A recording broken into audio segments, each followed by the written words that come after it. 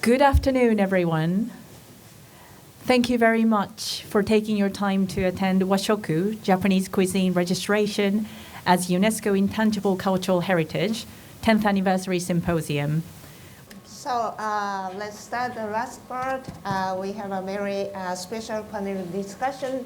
We have a very famous chef from Japan and UK, and I'm very happy to be here to moderate the conversation. So first of all, my first question is to Chef Yoshihiro Murata, and I heard that when you were young, you would like to be a chef in the French cuisine, but why you change mind to be a chef of Japanese cuisine? 50年前やね。50年前、家から後を継ぎたくなくてでフレンチのシェフになろうと思ったんやけども、フランスへ来て日本料理なんか誰も知らないし、日本料理なんか、極東のエスニックであるということが分かったので、日本料理の文化性は、フランス料理のそれとは変わらないと思ったんで、日本料理を世界の料理にするためにことをライフワークにしようと思った。So 50 years ago, when I was trying to determine my path for the future, I did not want to go into the family business. I didn't want to follow the set path. So that's why I decided to go into French instead, and I went to France. But there, I realized that Japanese cuisine was only seen as one of the ethnic cuisines from the Far East, and it was nothing beyond that. But my experience of seeing French food firsthand, French cuisine firsthand, was that Japanese cuisine was no less in terms of complexity and cultural context that is being put onto the French cuisine. So that's why I decided that my life work was going to be for the Japanese cuisine Washoku to be recognized worldwide. So, and do you think that the situation of Washoku around the world changed dramatically in these years? 50年前は今のような状況になるというふうな想像は僕にはできなかった。今は、もう世界の、全ての人らが日本料理っていうのは、理解してると思うし、また日本料理がこんだけ世界に広がったのは僕のおかげやと思ってる。50 years ago, I couldn't imagine the situation would be like this, the situation revolving Washoku. Most people wasn't really aware what Japanese food was, whereas now, if you ask almost everyone in the world, they would have some idea of what Washoku is. And I think that is almost entirely down to me, really.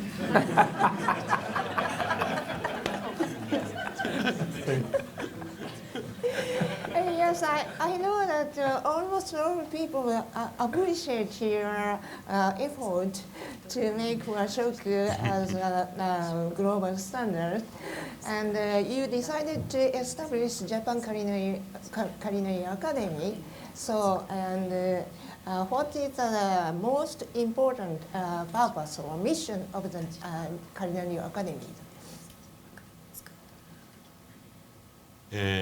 アカデミーを作って20年ですよね。それから料理人だけではなくて、3分の1が科学者ですよね。で、科学者と一緒にしないと関東経験を数値にできなかった。で、そうやないと世界に広がらないっていうことも分かりましたし。で、まずは彼ら、その16年前、彼らはもっと若かったですけど、16年前に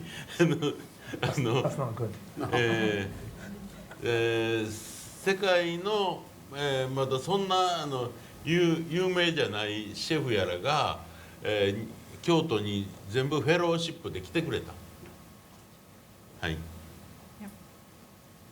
So yes, 20 years ago the academy was established, and it took 20 years really to get us to our point currently. But we now have a third of our members as scientists, so it's not only chefs. We needed to get the science to be involved within the academy in order for the chef's instincts and the experience to be quantified, because that was a necessary steps in order for the Washoku to be transported to the other regions. It just couldn't be done without the roles of the scientist. So we are very grateful for that. And 16 years ago, actually, these two that is I'm sitting amongst, they were younger slightly, if I may say so. But but back then, we invited a number of chefs who were great, but not as well renowned as they are now, into Kyoto as fellowships. So in 2008, in fellowship program organized by Japanese Culinary Academy, and Sat and Claude came to Kyoto. So I'd like to ask them what is the most impressive thing that you learned in Kyoto? How about Sat? Okay. Excuse me. I've been a chef probably 36 years. So at that time, there was obviously people that we kind of had friends like Heston that was talking about umami and things like that. So we knew a little bit, but to be invited on such a intensive program where you're working with master chefs, you're doing stages in several kitchens, and you're learning from these masters how to make dashi and how to prepare and see the katsuobushi and all the things that are the layers and the foundations of the cuisine, was just quite a humbling experience, because you'll find chefs that will spend most of their life just perfecting one thing. We were just trying to perfect so many things. So obviously the skill set is so great, and it's something we can all learn from. I think what we took away from it was the nuance and the balance of a kaiseki menu at its highest form, that it's not just one-dimensional. It's taking in culture, technique, the scenery, the seasonality, the balance, the texture. So it's everything you can imagine in one small journey of a menu. And ultimately, because we were doing tasting menus at the time, it ultimately gave us a little bit more knowledge of how to balance that menu to make sure you've got all the nuances of this beautiful cuisine. Mm-hmm. So how about Claude? For me, it was something completely different, where I come from a French background, where as a French chef you think French food is the best in the world. Normal, that's what you've been told.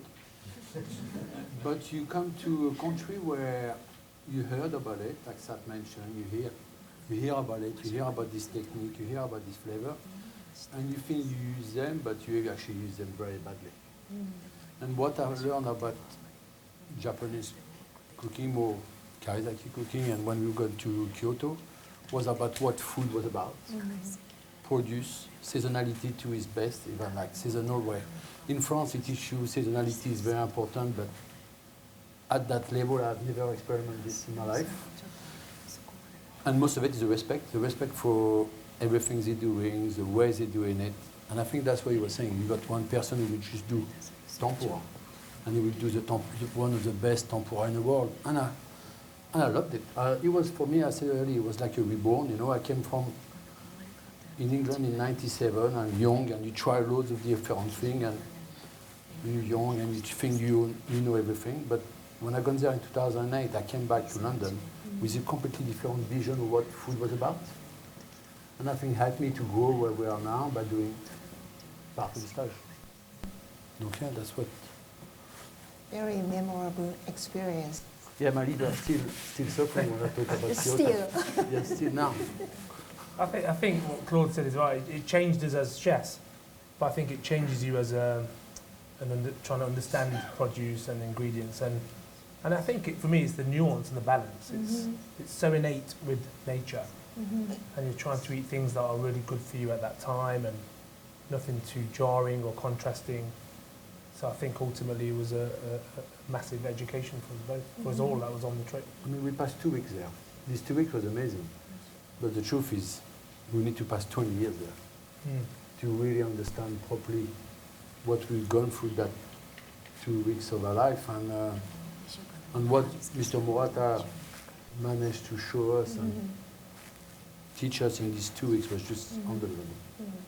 And in Kyoto, these two chefs not only just learned about Japanese cooking technique, but also visited many places to learn about Japanese potteries and Japanese food in local market, and also visited yuzu farm Yes. to learn about.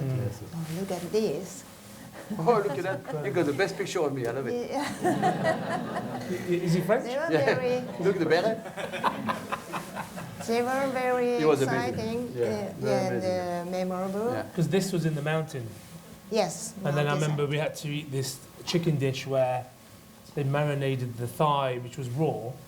So we had to eat it raw. So obviously from a Western side, we're like, there's no way. And we were with David Chang, who, as we turned around, he'd ate it all.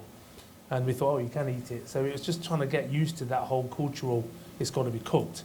And it was texture, it was chewy, but it was delicious. But it's just that mindset of, oh no, you can't eat that because it's raw. It was a massive eye-opener. So, Chef Murata, do you have any impression of these two guys? No, please. I've got You don't have to say anything. some money. Don't say it. Don't.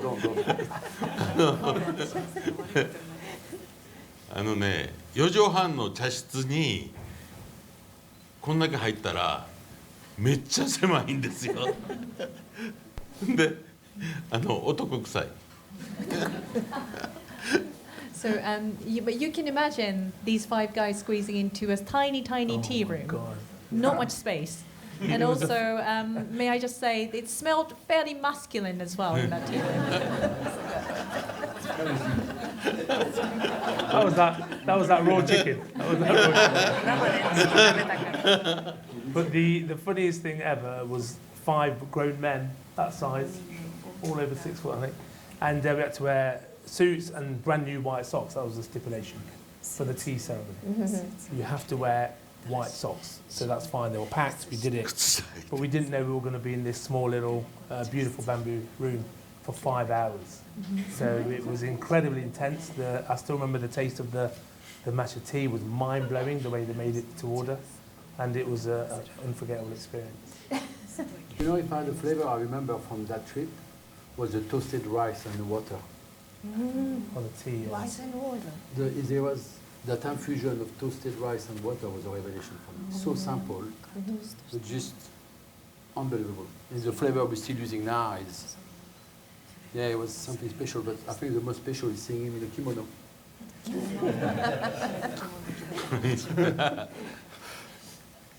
So you know, these two chefs have lots of experiences in Kyoto, and maybe that kind of experiences changed their life and changed their cuisine. Yeah. And do you remember, this is a final demonstration that they have in Kyoto. So which one is whom? By whom? That's not me. That's you, no? No. Toronto. Is it strawberry? That was So left side is a dish by Claude. This one. Right side is by Sat. That's the pork with the marmite. And No, That's not. That was. there is no pork. This There is is on the bottom, there shrimp. is, Shrimp. Yeah, but underneath is the belly pork. And that was in Pork high leg. school. I did it both. Yeah. This was strawberry, tomato, and wasabi ice cream. Okay. So could you explain what part is the umami in the dish, Claude? For me, was I think the tomato was in it for that. I put the wasabi side of it for the heat, the strawberries, the nashi pear, and we're seasoning it with the meringue. It was amazing. And how about Sat? So I remember this dish, and if you look at the bottom, there's belly pork there that was actually cooked with Marmite. Really? So what I did, I marinated it, and then we wrapped the kombu around the pork before we cooked it slowly. And then we did a tartare and a roasted, and we did some permisan and some cauliflower and coriander there. So the umami is coming from the pork and the raw prawn. Wow. Might put it on tonight. Yeah. I'll bring it back. And when they were in Kyoto, Umami Information Center organized Umami class for high school students. We visited high school in Kyoto, and then they gave Umami lecture in English. And students enjoyed the class and also cooking demonstration by 2 chefs.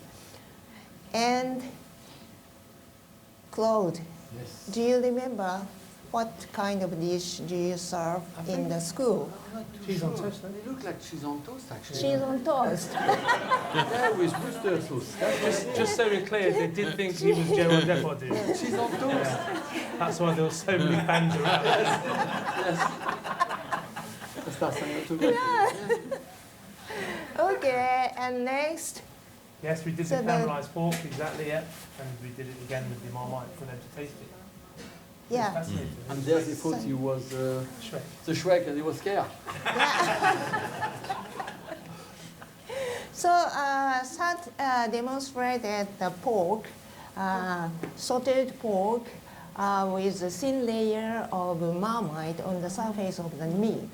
So I was so impressed by his dish, and how I learned from him how to use Marmite in the cooking. So Yeah. So maybe you can give new idea to Chef Murata how to use. I wouldn't dare. I can't dream of that. It's interesting though how, when you look at most restaurants now at the high end in the UK especially, a lot of them have adapted and adopted Japanese influences. But unfortunately a lot of them haven't been to Japan. So I do think there's a risk of the crossover of not being 100% knowledgeable because it's always trend driven.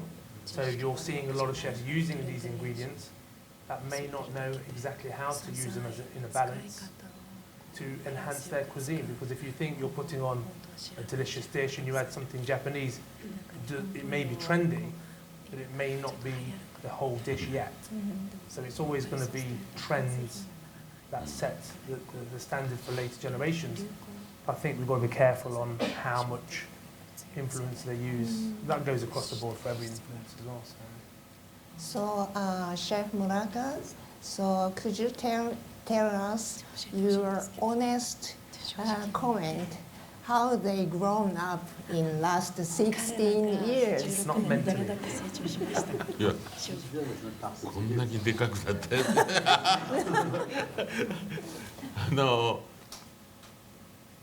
それはもうポジなんかはもうただのこのやんちゃ坊主みたいな感じやったし毛もものすごかったけど今もうどっから見ても紳士に見えるよね一応。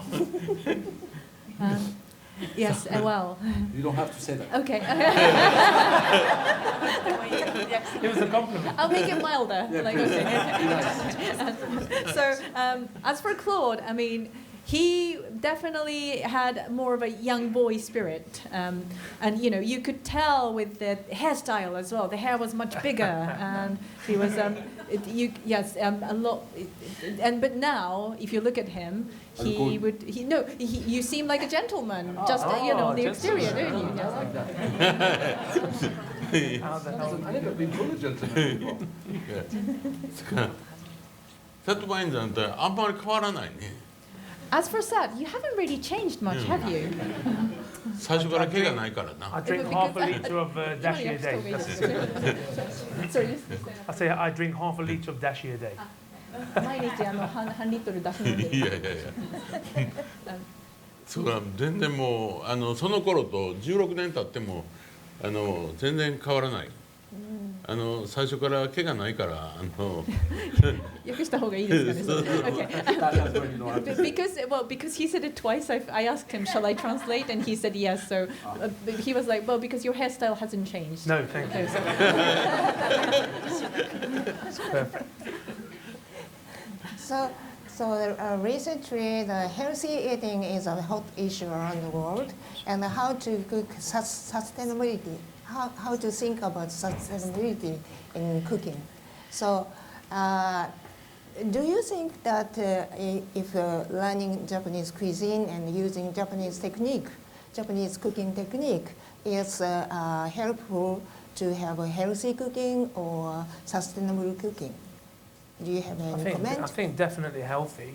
There's definitely health benefits that are proven, like the blue zones in the world, and obviously the fish consumption and the rice, the mountain yams is all proven to help aid health and heart health in across the world. But sustainability is a difficult one because there's too many hot topics of fishing.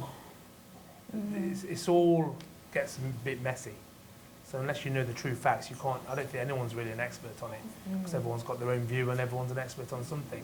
So if you find someone an expert on sustainability who can prove it, someone's going to disprove it. So who's right? And that seems to be happening a lot all over the world with a lot of subject matters. How about you? The same. Same. Exactly the same. So, Chef Murata, you are the chef in the Japanese culinary fields. Now, how do you think about Japanese cuisine contribution to the sustainability and healthy eating? 世界で一番サステナビリティに貢献している料理だと思いますよ。はい。ほんで CO2 の排出量も一番少ないでしょ。ですぐにベジタリアンやって言われても料理を変えることができるし、そしてまたハラールやって言われてもすぐに変えられる。で大方の料理に肉は使いませんから、これは非常にこれからの食として世界の食として、貢献していけると人類に貢献していける、食やと思ってます。I believe it's one of the most sustainable cuisines in the world. If you look at the CO2 emissions of each cuisine, Japanese ranks the lowest, really. So I am confident that it is one of the most sustainable. And what's good about Japanese cuisine is that if there are any restrictions, for example, if I needed to cook vegetarian or halal, it's very easy to adapt depending on their needs. So I really do believe that it's something that Japanese cuisine could assist and support in terms of sustainability point of view, but also most dishes don't cook with meat as well. So from those adaptability point of view as well, it does have future, I think. So now we have to think about the future of the different kind of cuisine. You have to think about the cuisine in this country. So how do you improve or more step up of the cuisine in this country? I mean, the cuisine in this country is amazing, to be honest. The variety of what you can get is just, I think, is one of the best countries in the world for this. I mean, talking about London, of course, the countryside is very important, but as London side of it, it's one of the best countries in the world to eat loads of different type of food. Now, they're getting better and better produce. I remember when I came here 24 years ago, and what you get now is just unbelievable. The protein are amazing. The cheese is amazing. I mean, it's a country we have developed in the last 20 years, like no other country I know. It's just the people, the guests by themselves got definitely more respect for the food than they have 20 years ago. At the end, it's just growing better. And I think it's, I don't want to say it's a new country about food because the history of British food is amazing, but people take more time to enjoy a good meal, understanding more where they're going to buy the produce, where it comes from, the artisan behind it who's been growing or breed that produce. And I think it's just, yeah, I mean, I remember when I told my dad 25 years ago, I'm coming to England, he said to me, what for, you know? And now he come to see us and he says, amazing, I mean, you can get good bread, you can get great cheese, it's just, yeah, something very special. I think ultimately, life moves on and things evolve, and obviously, we've got some incredible artisan suppliers in the UK, and ultimately we've got some, you know, we've been in the trade a long time, we're in our 50s, so we've got great teams behind us, and they've all learnt about the obsessive nature of chefs and how we work with our suppliers, and how we've nurtured our suppliers to grow things specifically for us, so they can see almost firsthand, excuse me, of how chefs work in some symbiosis with suppliers and fishermen and foragers and all the rest of it.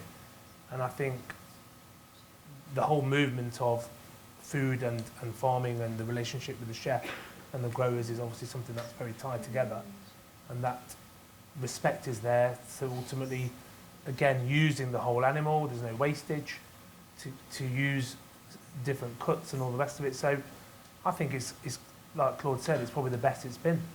If you can just look around at the talent you've got in the UK is quite impressive. And that just doesn't mean at the Michelin star level, just in a really good coffee shop, you know, the baristas are brilliant, the coffee they're getting has got sustainability, they go to the source, they know the guys that picked it.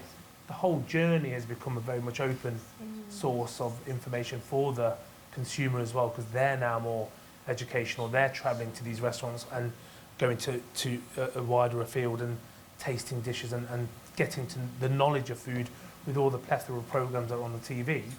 Their knowledge is greater, so we as chefs have to perform at a higher level, because there's so many amateur cooks out there that are cooking really good food. So you're coming to us to pay good money, so there's nothing worse going to a restaurant as a consumer if you're a guest and think as an amateur cook I can do better. So we have the pressure on us, and that's a good pressure, to keep us on our toes, to make sure we are still learning and trying to create very delicious food. So, Chef Murata, how do you think about how to step up the Japanese cuisine, the situation of Japanese cuisine in Japan and also in UK in the future? それは若いやつが考えることで、もう年寄りはもう十分考えて今までやってきたと思うよ。だから、もう若いシェフ連中が、こう次のことを考えてる。僕らももちろんまだまだ考えてるけども、そうやって、みんなで切磋琢磨、世界の料理が切磋琢磨してるうちにロンドンも美味しいもんばっかりになったでしょ。そのようにみんなが求めるとそのようになっていくんやと思うんですよ。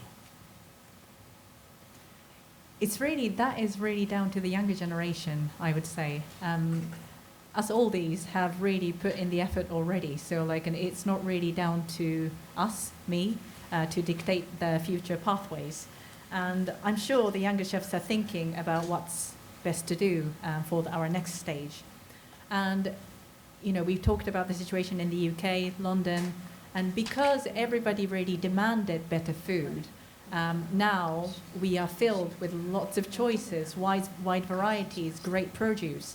Situation changes because that comes from the consumers, that comes from the circles. So it's not only the chefs, but everybody has an influence to facilitate changes. And that is something that I would hope to see. So Murata-san said that how to improve or step up the situation of Japanese cuisine should be done by young generation. So Claude and Sat, how to educate young generation people or young chef in your kitchen about umami? I think they already know. I do believe that with Japanese cuisine, it's been absorbed very, very much across the globe. I don't think it's new. I don't think people are not sure what umami is. I think young chefs know what it is. And I think it's a case of, you know, I did an interview just now with a Japanese TV, and it was almost like they almost weren't sure how it's perceived, almost like how is Japanese cuisine. It's been around a while now, so I think it's very much a very highly regarded cuisine. I think things like the umami are part of our seasoning now when we were working at the restaurant, and a lot of the young chefs that we are working with ultimately go on and they are looking for that sensation as well, to understand that it's not just dumping loads of salt into something, it's about the balance and the mouthfeel and the depth. So they are all knowledgeable about it, and they are all knowing about it. So I don't think it's about educating. I think it's an awareness that they know about. So when the young chefs started working in new cuisine, they already know about umami? I think the chefs that come to us especially, if they've been with us probably a couple of years or 4 years, will ultimately know about it, and then hopefully pass on to the next. Ideally, if you want to go before that you've got to go to the colleges and the universities, but I don't know personally what their criteria is. You know, for me, I mean, I've got one of my young chefs who is here today, and you got these young kids who are like really talented. And what I'm teaching them is to try to teach them deliciousness. And my sign-off for a dish is if you have to put the bread to finish the sauce, is you have done the right job. And deliciousness is part of the human test. Now after from this, how do you get it? You teach them, but at the end it comes from the produce you're using, the seasoning you're using. Don't try too hard because it's there. And just enjoy it, you know, and try to understand why. But it's all about deliciousness. I don't think we should try to teach them to find it, is make something tasty as hell and just enjoy it. And after from this, we get the development of it. So even Japanese people sometimes mix up the umami taste and deliciousness, because in Japanese, the umai means delicious. That's why many people still mix up the umami and deliciousness. So we need, even in Japan, we need more education about umami. And I'd like to say that thank you very much for these two chefs that they are training and they are educating young generations. Yeah. It's very good situation. Thank you very much. Yeah. Thank you. And Murata-san, so what do you expect for young generation in UK and also in Japan?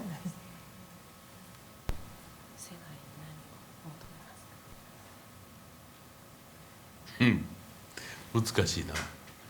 好きなようにやればええと思うよ。いやまあ若い人、も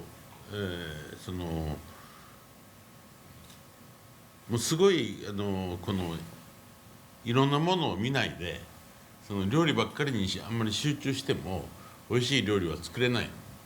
で、いろんなことを、見たり聞いたり学んだり本を読んだりすることによってあまり料理とは関係ないようなことこそが自分の料理をより高める、一つの手段やと僕は思います。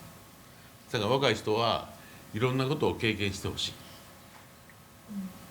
It's a difficult one. I mean, I would just say do whatever you want, but one thing that I believe is important is that maybe it's best not to just focus on cooking or the cuisines. It's much better to widen their interest as well. Something that seems totally unrelated to food or culture or food culture or cuisine. It's very important to retain that wide perspective, open-mindedness. So that is something that I would like the younger generation to remember. So the last question for all of you. So what is please give us your comment on the future of the washoku, future of Japanese cuisine. For me, I see, it may be wrong the way I'm going to say it, but Japanese cooking is like French cooking. It will be, there's no end to it, there's no future, it's the DNA of any great cooking. You know, it's the foundation of a lot of recipes in this world. The future is what we need to carry on doing what we want to do. And this is the foundation of cuisine. So the future is with no end. I think it's going to be continually adapted and adopted by kitchens, and as we're trying to make our food lighter and less heavier and less salt, and trying to learn that balance of a menu that is really nutritious, almost. It would be nice to see that, and I think the future is just continuing to carry on. I don't think it's going to wane or going to waver. I think it's something that we're all part of, and we understand the importance of all cultures and all cuisines, but we understand the heritage of Japanese cuisine. That little snapshot that me and Claude had in 2008 changes as chefs. Can you imagine chefs going over there looking at the food markets like we did and looking at the pickled vegetables? I remember the taste today, and it blew me away, and I've been back several times since, but it's just something that fits with my mentality and culture, and I think it fits with us, and it fits with the majority of people here. So. How about Murata-san? なんだっけ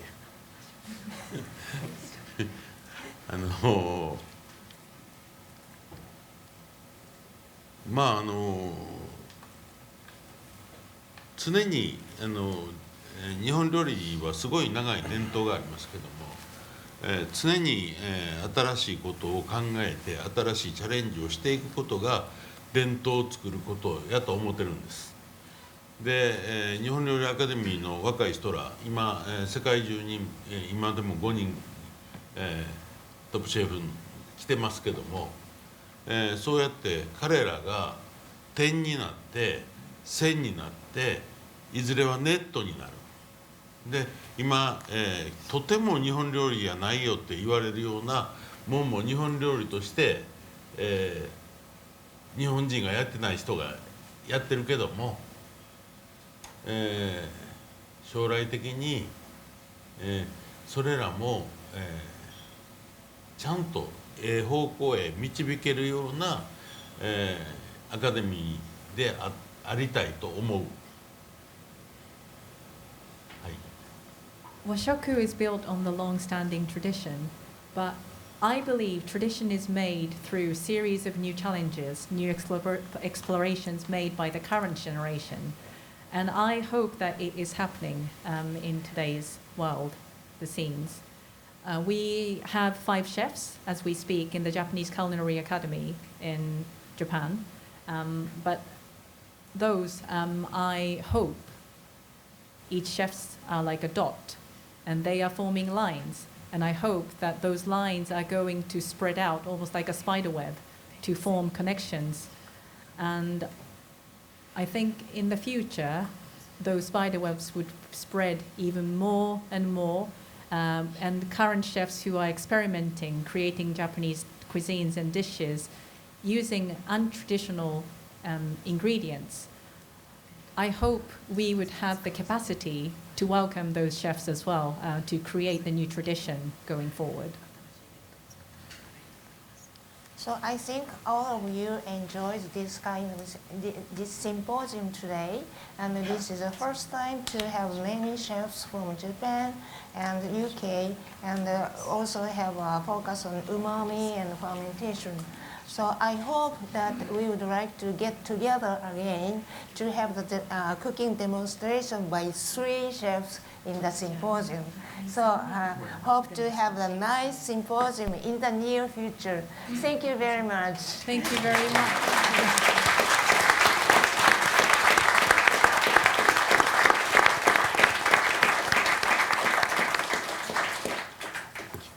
Thank you very much, Chef Sat, Chef Claude, Thank you. and Chef Murata, and thank you to our moderator, Dr. Ninomiya, as well. Thank you very much, and once again to the panelists. Thank you.